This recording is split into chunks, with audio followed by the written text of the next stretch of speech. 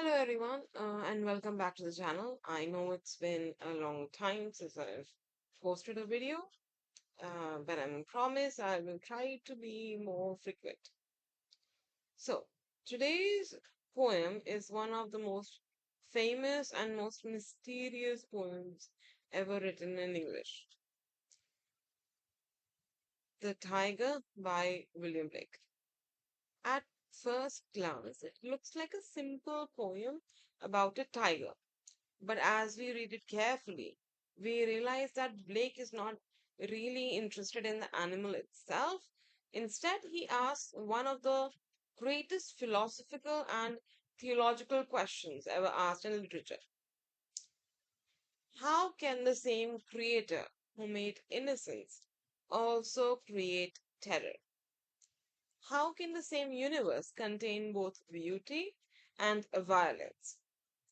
How can the same hand create both a gentle lamb and a fierce tiger?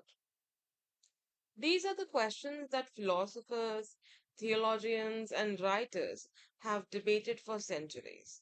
And Blake transformed those questions into poetry. One of the most fascinating things about this poem is that Blake never gives us an answer. Instead, he invites us to think. And perhaps that is why the tiger continues to fascinate readers more than 200 years after it was published. So before beginning to understand the poem itself, let's understand the poet, the literary movement he belonged to, and the ideas that shaped his extraordinary work. So, William Blake, he was born in London in 1757 and now regarded one of the greatest poets in English literature. Interestingly, Blake was more than a poet. He was also a painter, an engraver, and a printmaker. Unlike many writers who simply published books, Blake actually designed, engraved, and hand colored many of his own works. For him, poetry and visual art were never separate. Words and images worked together to express ideas. This makes Blake quite unique in English literature. Another fascinating aspect of Blake's life is his imagination. From a very young age, Blake claimed to experience visions. According to accounts of his life, as a child, he said that he saw angels sitting in trees. Later, he spoke of seeing prophets and spiritual figures. Whether we interpret these experiences as religious visions or products of an extraordinary imagination, they had a profound influence on his writing. Blake believed that imagination was not merely a form of creativity. He believed imagination was a way of discovering the truth. And in his view, reality was not limited to what we could see with our eyes. Many of Blake's ideas were considered unusual during his lifetime. He questioned organized religion whenever he felt it had become rigid or oppressive. He criticized injustice, inequality, and misuse of power. Because of these ideas, Blake was not widely appreciated during his lifetime. However, later generations recognized the brilliance of his imagination, and today he is considered one of the foundational figures of English poetry. Uh, Whenever we read Blake, we should remember one important thing. His poems almost always work on two levels. The first level is the literal meaning, the second one is symbolic. Right? A flower may represent innocence, a child may represent purity, a city may represent corruption.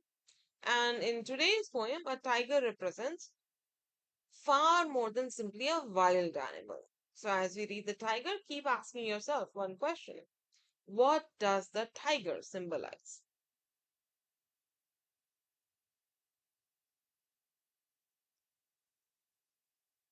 To understand Blake, we need to understand romanticism.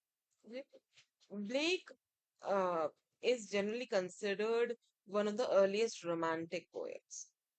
The Romantic movement began towards the end of the 18th century and continued into the 19th century. Before Romanticism came, the Neoclassical age. Neoclassical age, the writers of Neoclassical age admired order, discipline, balance, and reason. They believed literature should follow established rules and emphasize logic. The Romantic poets that challenged this way of thinking. They believed that imagination was just as important as reason.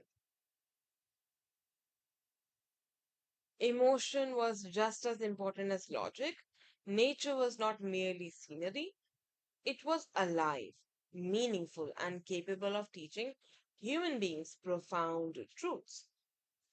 The Romantic poets, they were interested in nature, imagination, emotion, individual experience, freedom, childhood, the supernatural, mystery. However, Blake was different from many other Romantic poets. If we compare him with William Wordsworth, for example, Wordsworth often presents nature as peaceful, comforting, nurturing.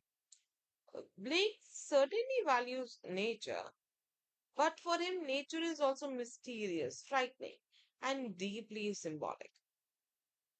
His poetry constantly asks difficult questions, and Blake encourages readers to think for themselves.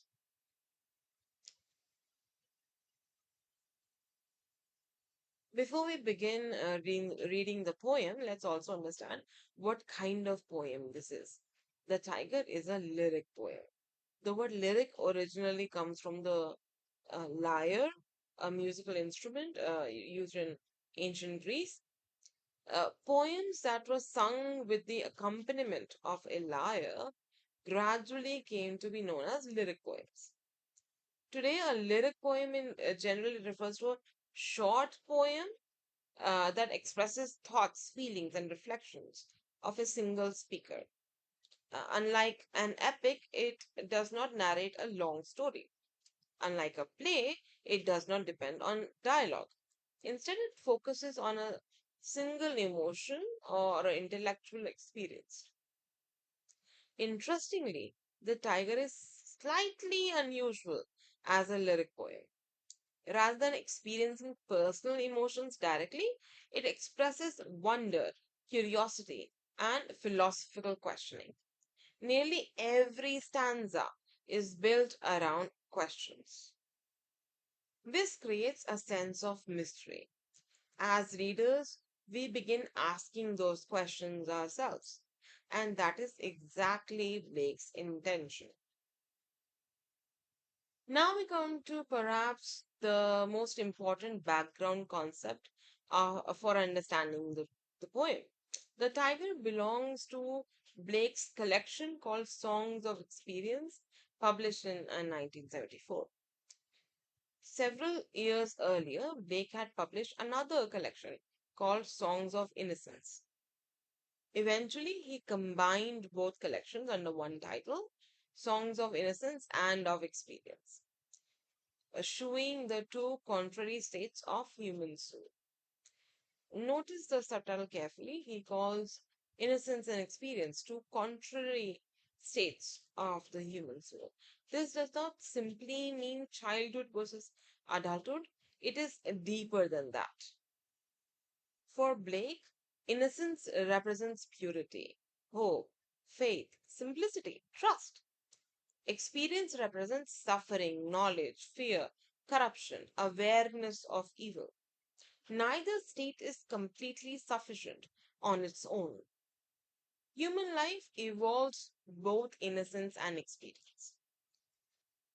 One of Blake's most important, most famous poems, actually, is The Lamb, which belongs to the Songs of Innocence. The Lamb celebrates gentleness, kindness, and innocence. Today's poem, The Tiger, belongs to Songs of Experience. So instead of gentleness, we encounter power. Instead of softness, we encounter fire. Instead of certainty, we encounter mystery. One of the most important questions Blake asks later in the poem is, did he who made the lamb make thee? That single question connects these two poems. Without understanding songs of innocence and of experience, we cannot fully appreciate the depth of the tiger. Now that we have understood Blake, romanticism, lyric poetry, and the significance of songs of innocence and of experience, let's finally begin the poem itself. As I mentioned earlier, don't think of this as simply a poem about a tiger. Every image Blake uses is symbolic. Every question has deeper philosophical meaning. One more thing to notice before we begin reading. Unlike many poems that make statements, the tiger is almost entirely made up of questions. Blake rarely answers them. Instead, he invites us to wonder alongside him. So let's begin. Tiger, tiger, burning bright. The very first line is perhaps one of the most recognizable opening lines in English poetry. Notice that Blake does not begin by describing the tiger's size or color or physical appearance. Instead, he immediately creates an image, okay, burning bright. Now, obviously, the tiger is not literally on fire. So this is a metaphor. But what exactly does burning suggest? Fire has always carried many symbolic meanings throughout history. It can represent power, energy, passion, destruction, creativity, purification, and even divine presence. Blake deliberately chooses a word that has multiple meanings. This means the tiger itself becomes a symbol rather than simply an animal. The tiger represents overwhelming energy. Its presence is so intense that Blake imagines it glowing like fire. Now, think about another question. Why tiger? Why not a lion? Why not an eagle? The tiger has always fascinated human beings because it combines extraordinary beauty with extraordinary danger. It is elegant, it is graceful, yet it also is capable of terrifying violence. Blake chooses an animal that forces us to confront both beauty and fear at exactly the same time. Already in the very first line, Blake introduces one of the central paradoxes of the poem. How can something be so beautiful yet so terrifying? The repetition tiger, tiger creates emphasis. It sounds almost like someone is calling out in amazement. It also creates rhythm, making the opening memorable and almost like a hymn. In the forest of the night. Now, Blake places the tiger in its setting, but again, the setting is symbolic. The forest of the night is not merely a jungle after sunset. Dark forests often symbolize mystery, danger, the unknown, fear, the unconscious mind. The night itself symbolizes uncertainty. We cannot clearly see in darkness. Similarly, human beings cannot fully understand the mysteries of creation. So, when Blake places a tiger in the forest of the night, he is also placing it inside the unknown.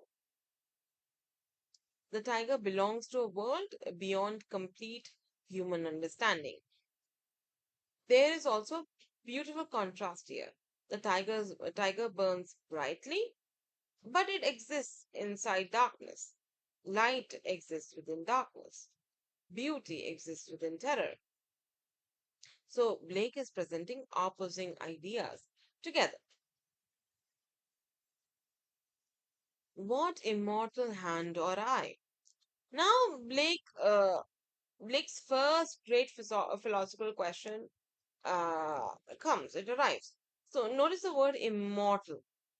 He is no longer talking about ordinary human beings. He is asking about a creator. Who could possibly imagine such a creator? Why hand? Why eye? The hand represents the ability to create. The eye represents imagination, vision, the design. Before something can be made, it must be first imagined. And this is a fascinating idea. Could frame thy fearful symmetry. This is perhaps the most famous phrase in the entire poem. Let's spend some time understanding it. The first word, the first the word, the frame. Okay, it means to construct, to shape. This suggests that the tiger is not an accident. It has been deliberately created. Now focus on the phrase fearful symmetry. At first glance, these words seem contradictory. Symmetry usually suggests balance, order, perfection, and harmony, but fearful it suggests terror, danger. How can something be so symmetrical and fearful? This is exactly Blake's point. The tiger is perfectly designed. Every stripe, every movement, every muscle. It is a masterpiece of creation. And yet, that same perfection makes it terrifying. The phrase fearful symmetry itself has become one of the greatest examples of paradox in English poetry. In what distant deeps of our skies? The question continues. This time, Blake asks about the origin of tigers' fiery nature. Notice the contrast between deeps and skies. The deeps means the depths of the ocean, the underworld, or maybe hell. The skies, heaven, the divine, the celestial world. Blake deliberately mentions two opposite extremes. This immediately raises another profound question. Does the tiger's power come from heaven or from hell? Burnt the fire of thine eyes. Once again, Blake returns to the image of fire. Earlier, the tiger itself was burning. Now its eyes burn. Eyes often symbolize intelligence, awareness, spirit, and inner life. The tiger's eyes seem almost supernatural. Think about looking into the eyes of a tiger. They appear alert, focused, powerful. Blake transforms that natural observation into something almost cosmic.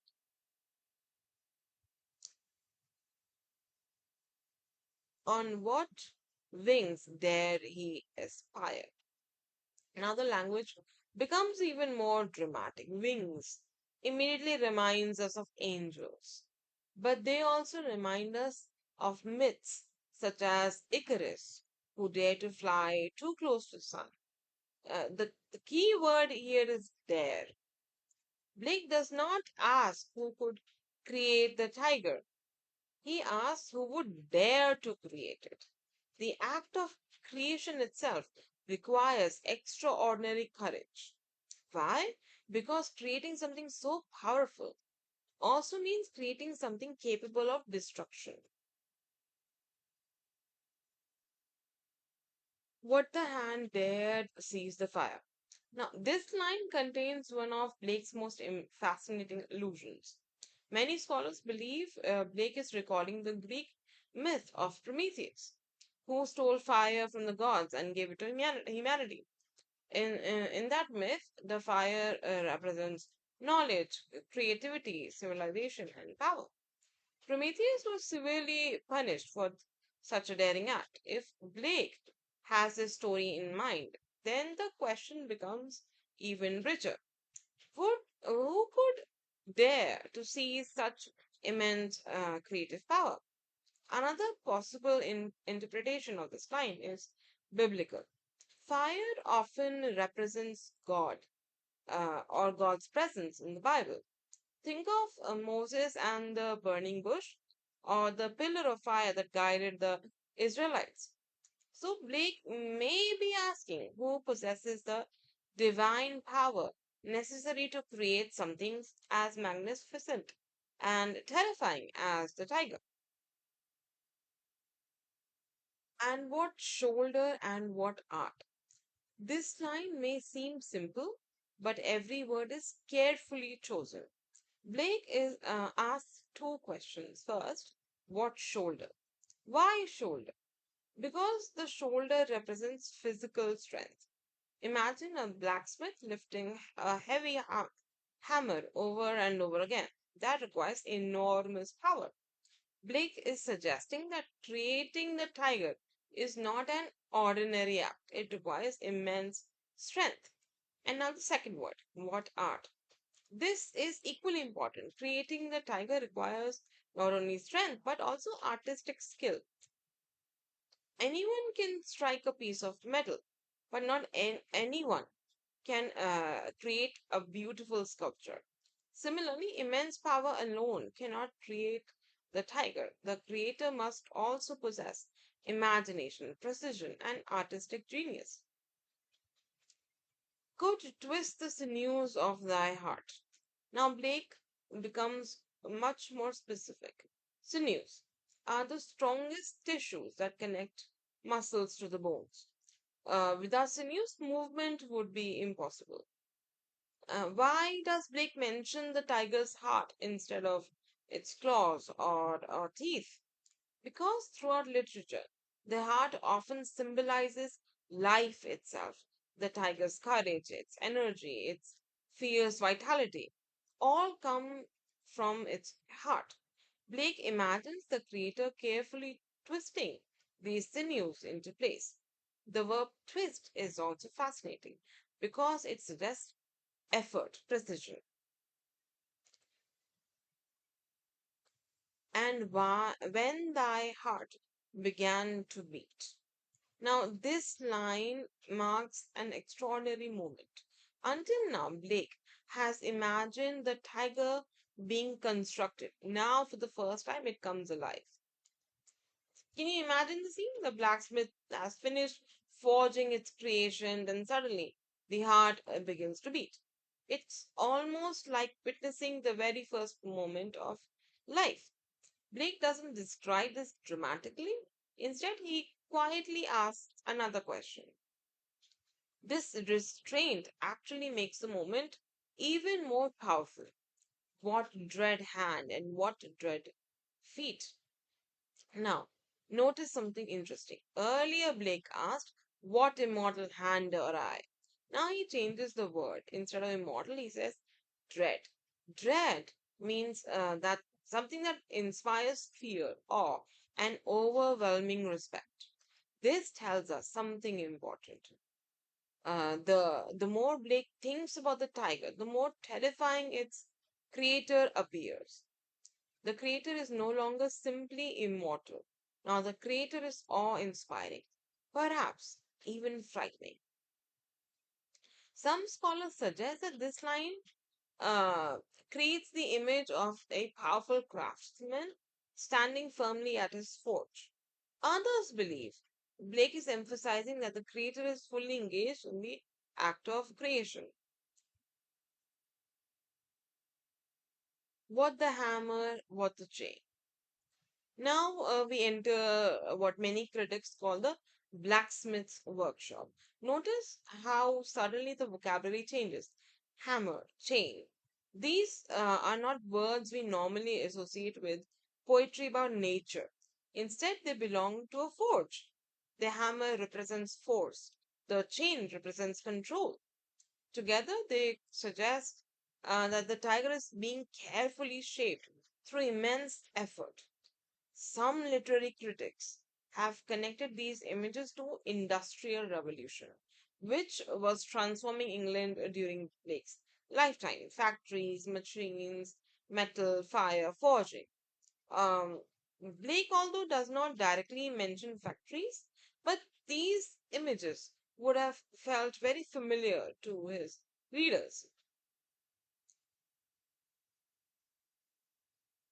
In what furnace was thy brain? Now, this is one of my favorite lines in the poem. Notice that Blake does not ask, in what furnace was thy body? He asks, "Oh, in what furnace was thy brain?" Why? Because Blake is interested in its intelligence, okay, instinct, consciousness, and the tiger's mind. The furnace symbolizes intense heat. Heat changes raw metal into something new. Likewise, Blake imagined that the tiger's mind is being forged inside unimaginable fire. This suggests that the tiger's instincts have been deliberately created, its intelligence, its hunting ability, its fearless nature. Everything has been carefully formed. Again, Blake reminds us that creation is intentional. What the anvil? Now, an anvil is a heavy block of metal, um, which blacksmith use to shape iron. Now, without the anvil, nothing can be forged. The question may seem small, but it contributes to the growing picture of a gigantic workshop. Hammer, chain, furnace, now anvil. So every image makes creation feel physical and dramatic. Okay, what dread grasp? Now, the word grasp refers to the hand holding the hot metal. Again, Dick chooses the word dread, not merely strong, not merely powerful, but awe-inspiring. Imagine trying to hold something as powerful as a tiger itself. What kind of hand could possibly contain such force? Dare its deadly terrors clasp.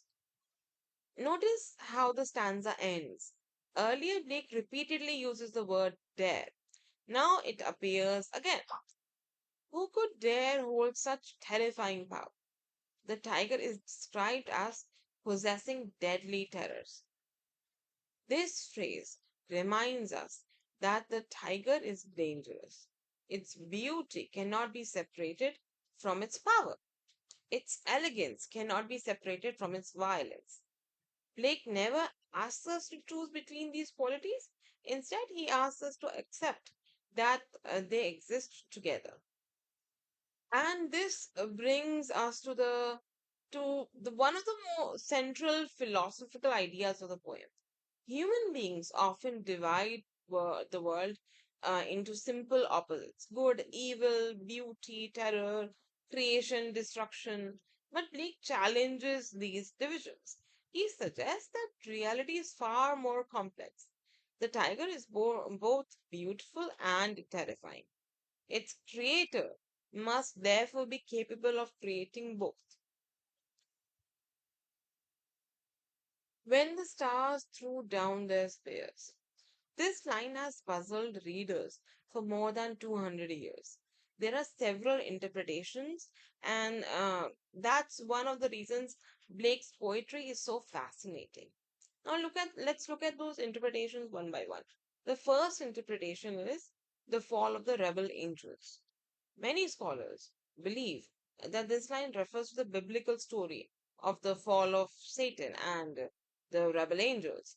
According to Christian tradition, Satan and the angels who followed him rebelled against God and were cast out of heaven.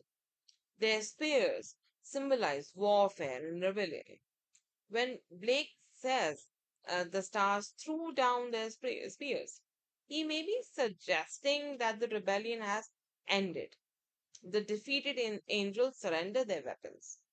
If this interpretation is correct, Blake is connecting the creation of the tiger to immense cosmic events. Second interpretation is the stars as symbols of angels. In literature, stars often symbolize angels or heavenly beings. If we read the line this way, Blake is imagining the angels witnessing the creation of the tiger. They're so astonished by what they see that they lower their weapons. almost as if they stand speechless before this extraordinary act of creation. Third interpretation is nature itself. Some critics interpret the stars literally. The heavens themselves seem to respond to the tiger's creation. The universe participates in this mysterious event, but whichever interpretation we choose, one thing is clear: the creation of the tiger is not an ordinary event, it is cosmic. It affects heaven itself and watered heaven with these tears. This image is equally beautiful. Imagine tears falling from heaven. The phrase watered heaven is deeply symbolic. Okay, why are the stars crying? Again, Blake gives us no answer. Perhaps they cry because they are overwhelmed by the beauty. Or maybe they cry because they recognize the terrifying power of the tiger. Or maybe they mourn the existence of violence in creation. Or maybe they simply stand in awe. Now, Blake's genius, he refuses to limit our interpretations. Instead, he leaves several possibilities open. That openness is one of the defining characteristics of great poetry. Did he smile his work to see? Now, Blake asks one of the most profound theological questions in English literature. Imagine the creator looking at the complete tiger. Did he smile? At first, the question sounds simple, but think about it carefully. Would a loving creator look at look with satisfaction upon such a fierce and dangerous creature? If he smiled, does that mean violence also has a place within the creation? Or does he smile, or does the smile represent admiration for perfect craftsmanship rather than approval or destruction? This question reminds many readers of the book of Genesis, where God looks upon his creation and declares that this is good. Blake is inviting us to reconsider that moment. Would the creators say the same after creating the tiger? Again, there is no answer, only the question. Did he who made the lamb make thee? Now, this is the philosophical climax of the poem. In my opinion, this is the most important line in the Tiger. If you remember in our earlier discussion, the lamb it belongs to songs of innocence, and this poem, the tiger, belongs to songs of experience. The lamb symbolizes innocence, gentleness, purity, kindness, and peace, whereas tiger symbolizes strength, power, fear, mystery, and destructive energy. Now Blake asks the question that lies at the heart of this entire philosophy. Can the same creator produce both? Can perfect goodness create overwhelming power? Can innocence and experience come from the same divine source? This question is not simply religious, it is philosophical. Uh, think about our own world. Nature contains flowers, nature contains earthquakes, it contains newborn babies, it also contains deadly diseases. It contains kindness and cruelty. How do we understand a world that contains both beauty and suffering? Blake doesn't attempt to solve this mystery. He instead invites us to contemplate it. Now, Blake returns to the opening stanza almost word for word. Tiger, tiger, burning bright. The poem begins where it began. The tiger still burns with the same mysterious energy. But something has changed here. We have changed. We first read this line. We simply imagined a tiger, but now traveling through all of questions by Blake, we understand that tiger represents much more. It represents mystery itself in the forest of the night. The setting remains unchanged, the darkness has not disappeared.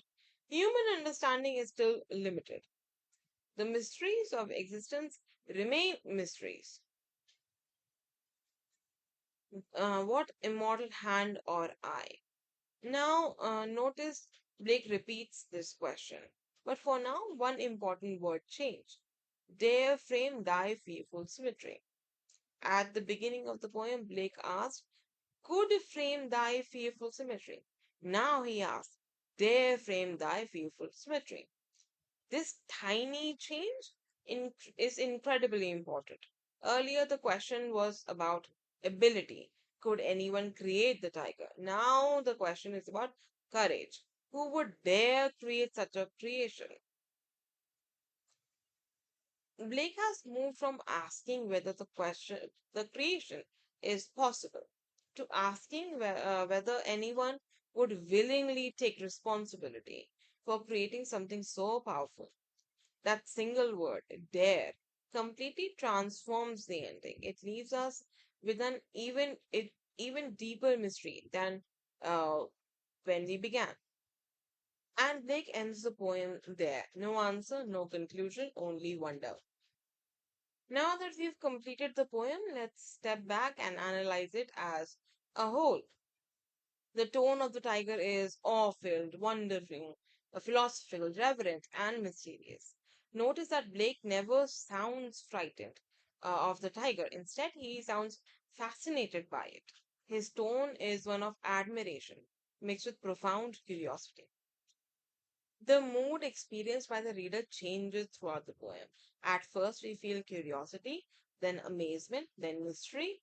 Finally, we are left with philosophical uncertainty.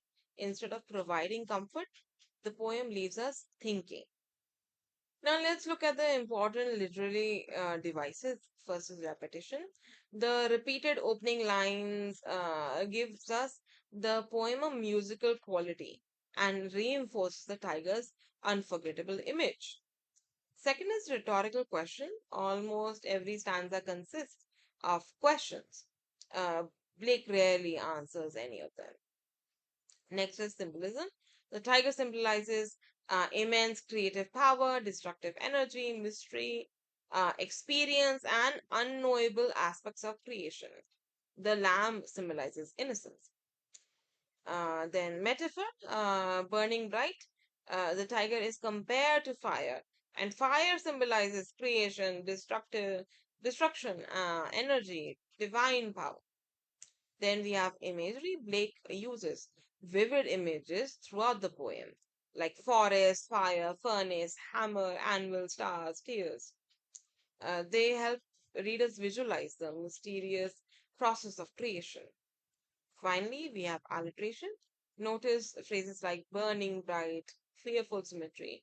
The repetition of consonant sounds make the poem memorable and musical. Major themes include creation. Who creates? How is creation possible? What responsibilities come with creation? Then we have good and evil. Can beauty and terror exist together? Can innocence and violence come from the same source? Then we have power. The tiger represents immense power. Blake asks us whether power itself is good or evil or simply a part of existence. Then we have mystery. Perhaps the greatest theme of all, some questions cannot be answered completely. Blake encourages us to accept mystery rather than eliminate it. Many people think that The Tiger is simply a poem describing a wild animal. It is much more than that. It is a meditation on creation itself. Blake asks whether the universe can be understood through simple opposites. Is everything either good or evil, gentle or violent, beautiful or terrifying, or are these opposites uh, actually connected? By refusing to answer his own questions, Blake achieves something extraordinary. More than 2 centuries later, readers are still discussing the same questions he asked. And perhaps that is the greatest achievement of this poem. It simply doesn't give us ideas, it teaches how to ask deeper questions. If this video helped you understand the tiger more deeply, don't forget to subscribe. And for more detailed poetry subscriptions, please look forward to our videos. Thank you so much for watching, and I'll see you in the next video. Thank you.